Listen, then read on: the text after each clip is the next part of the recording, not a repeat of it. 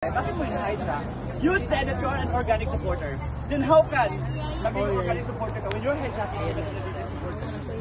We flew all the way from the Philippines just to be here, just to show us support. Then why are you hijacking it? Ang sinid mo pa kay Roddy Bulilit yung mga troll account niyo? Ano? So sinong organic supporter ngayon? Pumunta kami dito, nakipag-away ba kami sa inyo? Wala. Diba? So bakit kayo nakipag-away sa amin? Ha? I don't even know you. I even thank you. Diba? Don't point your fingers at me. No, I'm eating. I would stand for a bully like you. Did I ever bully you? Who bullied you? Who bullied you? Who bullied you? You bullied Fuck you. You go. Ano ba yung ganit siya nila? Pumunta dito sa amin.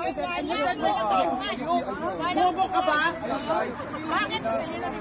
Hi! Sa mga naka-live Gen Z, ang tatapang na nila online. Call for Marcos resign.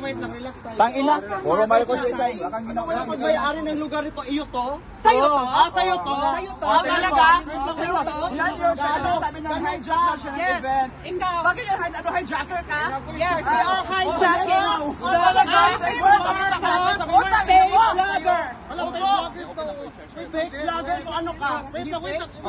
Wait muna, para klaro tayo. No, Alvin. Wait lang. Do not engage us. No, kasi parang ano ba, klaro ba? No, hindi kasi ang nangyari is nandito kami, hindi ko sila inaway. I don't even know him. That's why I want to ask. Okay ha, I don't even know him. Pumunta siya, dyan siya nakatayo. I even thank him sa bravery niya, naka-introduce siya sa Reuters. Correct, that's why. That's why I want Tapos bakit sa uwi mo, sinabi mo hinahijack even, we were shocked. That's my opinion. That's your opinion, exactly. This is also my opinion. Bye. Then who are you? So who are you? Who are you? I'm Tio Moran, and who are you?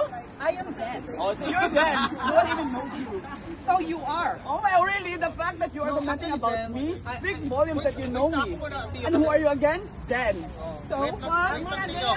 Pasalita mo na, Tio. Ay, mga salita siya lang pakialam. O, ako ba sa kanya, wait lang. Kasi then, you know, when you came here, we didn't want to create this Bibigyo pa mga kulto nila. Pakalan lang. No. Because I wanted to make sure, I wanted to make you feel that you are Hindi. Baka matapos ko yung mga gusto sa bulilit.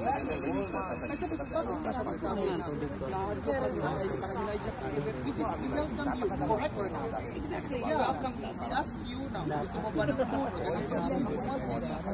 Parang hostility towards your treatment. That's why we're very shocked na bakit kayo nagpa-post sa mga ganun when we only wanted to show our unwavering level of support. Talagang yan. What's the motivation? Well, to be honest, it's a message. It's a private conversation. And I don't know. It was posted. That's my opinion and that's my take on it. So you have problem with the way Awayin niyo siya. Bakit sa pinag-away ba? What an argument.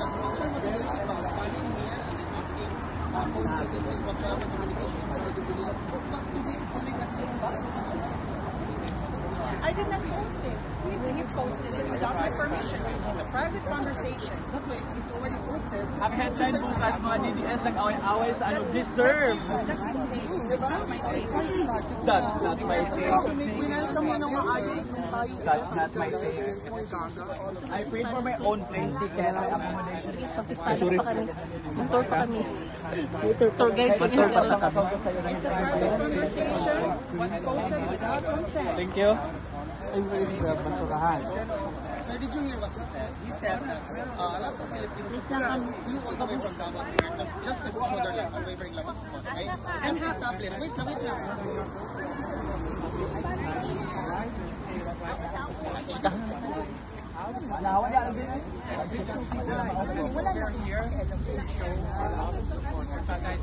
Exactly. That's our point. Somebody is taking offense on a private message. But the private message is about us here. No, it is about a personal experience. Did you read it? It's my personal experience. And that's the problem. I know you go to an event and then you have these things and then you communicate with Rudy Bulilit. When in fact this person has something against the Alpotera. Ang sinasabi nila.